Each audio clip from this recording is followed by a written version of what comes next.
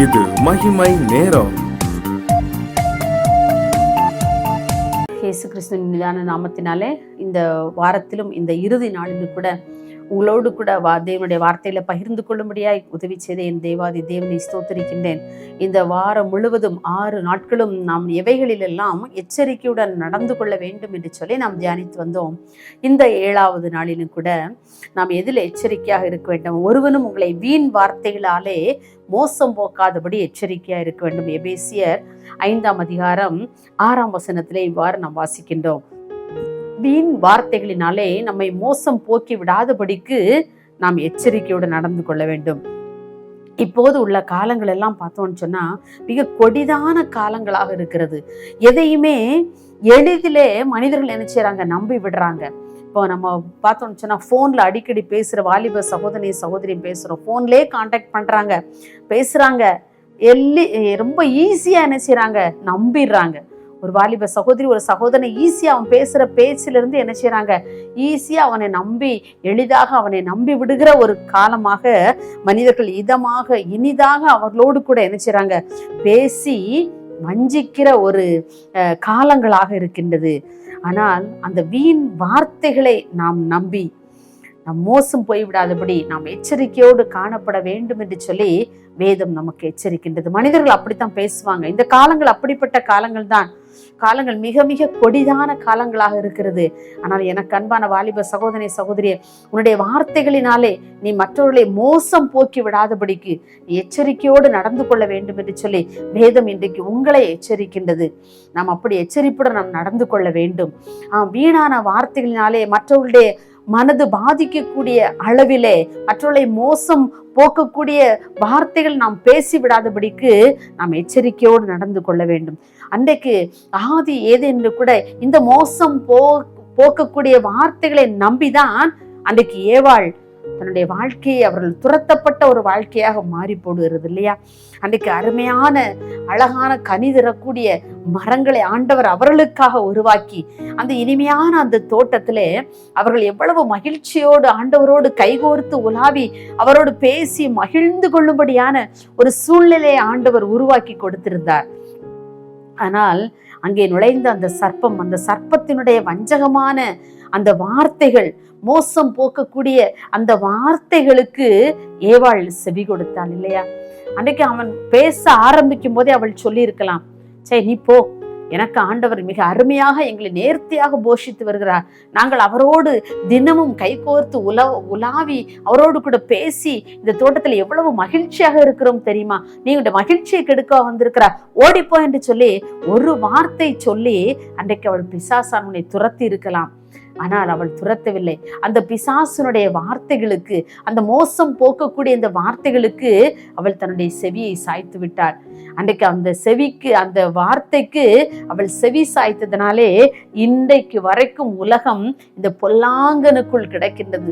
பொல்லாத உலகத்திலே நாமும் இந்த அளவும் நாம் வாழ்ந்து கொண்டிருப்பதற்கு காரணம் அன்றைக்கு அந்த ஆதி ஏதேனிலே அந்த ஏவாள் அந்த சர்ப்பத்துக்கு, அவனுடைய வார்த்தைகளுக்கு, அந்த பிசாசின் தந்திரமான வார்த்தைக்கு அவள் செவி கொடுத்ததுனாலே இன்றைக்கும் நாம் வஞ்சகமான உலகத்திலே வாழ்ந்து கொண்டிருக்கின்றோம். எனக்கு அன்பானவர்களே, மனிதர்களுடைய வார்த்தைகள் அப்படிப்பட்ட வஞ்சகமான வார்த்தைகளாக இருந்தால் நாம் ஆண்டோடைய வார்த்தையை நம் மனதிற்குள் வைத்து எது உண்மையான வார்த்தைகள், மனிதர்கள் பேசுகின்ற வார்த்தைகள் எது ஆண்டோடைய வார்த்தை, எது பொய்யான வார்த்தை, எது வஞ்சகமான வார்த்தைகள் என்று வேறு பிரித்து நாம் வாழ்ந்தோம் என்று சொன்னால் நம்முடைய வாழ்க்கை ஆசீர்வதிக்கப்பட்ட வாழ்க்கையாக இருக்கும். நம்ம யோசித்து பார்ப்போம், இன்னைக்கு நம்ம யாருக்கு செவி கொடுக்கிறோம்? வேதம் கூறுகிறது, மனுஷர் பேசும் வீணான வார்த்தைகள் ஒவ்வொன்றை குறித்து நியாய தீர்ப்பு நாளில் நாம் கணக்கு ஒப்புவிக்க வேண்டுமாம். நம்முடைய வார்த்தைகள் எப்படி இருக்கிறது? தேவன் வானத்தில் இருக்கிறார், நீ பூமியில் இருக்கிறாய், உன்னுடைய வார்த்தைகள் சுருக்கமாயிருப்பதாக என்று சொல்லு. நம்ம வளவள நீ பேசிட்ட, யாரை கண்டாலும் நம்ம என்ன செய்றோம்? பேசுறோம் இல்லையா? நம்முடைய வார்த்தைகள் எப்படி இருக்கிறது? மற்றவர்களை மோசம் போக்கக்கூடிய வார்த்தைகளா இராதபடி நம்முடைய வார்த்தைகள் அளவோடு இருக்க வேண்டும். வீணான வார்த்தைகளை தவிர்த்து ஆண்டவரோடு கூட உள்ள உறவை நாம் அதிகப்படுத்தி நாம் வாழ வேண்டும் என்று சொல்லி வேதம் நமக்கு கற்றுக் கொடுக்கிறது. பாருங்க, அந்த ஏவாள் அன்றைக்கு மாத்திரம் அந்த பிசாசோடு அந்த வார்த்தைகளுக்கு, அவனுடைய வார்த்தைகளுக்கு செவி கொடாமல் வாழ்ந்திருந்தால் இன்றைக்கு நாமும் எவ்வளவு ஒரு நிம்மதியான, ஒரு நீதியான உலகத்திலே நாமும் வாழ்ந்து கொண்டிருப்போம் இல்லையா? அன்றைக்கு அவள் அந்த ஒரே ஒரு அந்த கனிக்கு ஆசைப்பட்டு அந்த பிசாசுடைய தந்திரமான வார்த்தைகளுக்கு அவள் செவி கொடுத்ததுனாலே இன்றைக்கு நாமும் கூட அப்படிப்பட்டதான தந்திரமான உலகத்திலே நாம் வாழ்ந்து கொண்டிருக்கின்ற வேண்டிய சூழ்நிலைகள் நமக்கு ஏற்பட்டு விடுகிறது. ஆம், எனக்கு அன்பானவர்களே, நம் ஆண்டவரை உறுதியாக நாம் பற்றி பிடித்துக் கொள்வோம்.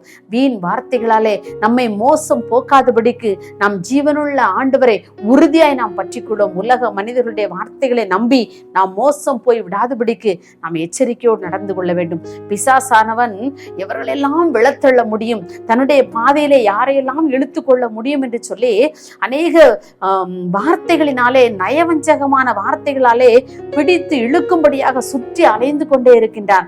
நாம் அந்த வலைகளிலே விழுந்து போகாதபடி, அவனுடைய வார்த்தைகளுக்கு மதிமயங்கி அவன் பின்னாலே நாம் சென்று விடாதபடி நம்முடைய வாழ்க்கையை மிக கவனமாக, மிக நேர்த்தியாக ஆண்டவருக்குள் நாம் வாழும்படியாக நாம் அழைக்கப்படுகிறோம்.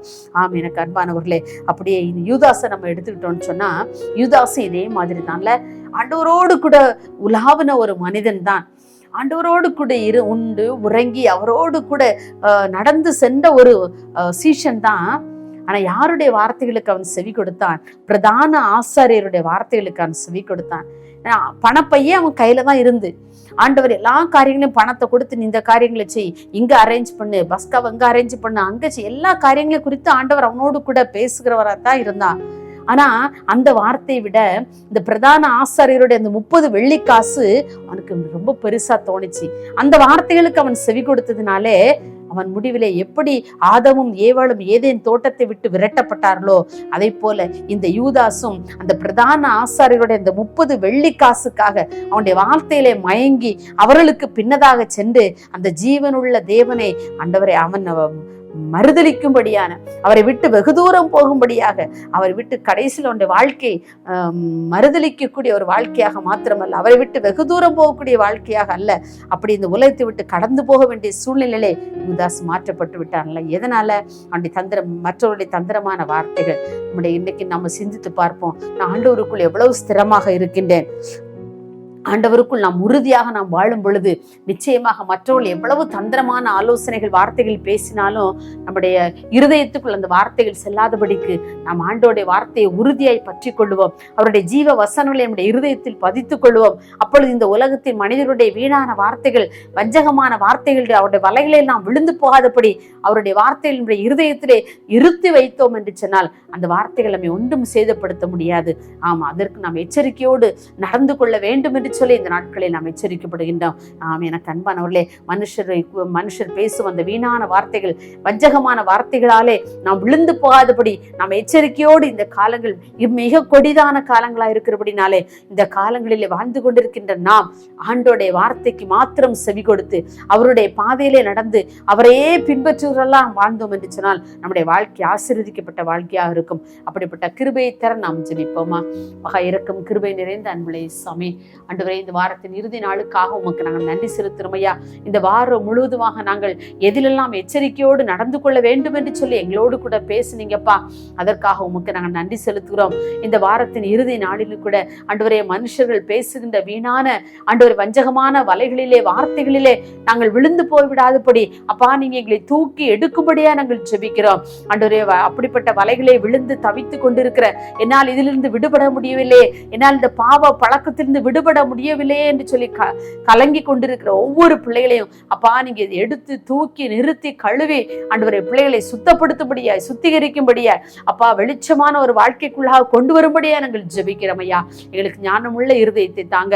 மனுஷர் பேசுகின்ற வஞ்சகமான தந்திரமான வார்த்தைகளிலே நாங்கள் அகப்பட்டு கொள்ளாதபடி, ஏவாள் அன்றைக்கு ஆண்டவர் தந்திரமான வார்த்தைக்கு செவி கொடுத்தது போல நாங்களும் செவி கொடுத்து விடாதபடி உம்முடைய வார்த்தைக்கு மாத்திரம், உமக்கு மாத்திரம் ஆண்டவரை செவி கொடுக்கிற பிள்ளைகளாய், உமையே பின்பற்றி செல்கிற ஆடுகளாக நாங்கள் காணப்பட கர்த்தர்களுக்கு உதவி செய்கிறதற்காக உமக்கு நன்றி செலுத்துகிறோம். அப்படியே நீங்கள் பிள்ளைகள் ஒவ்வொருவரையும் ஆசீர்வதிக்கிறதற்காக உமக்கு நன்றி செலுத்துகிறோம். இயேசுவின் நாமத்தில் பிதாவே, ஆமென்.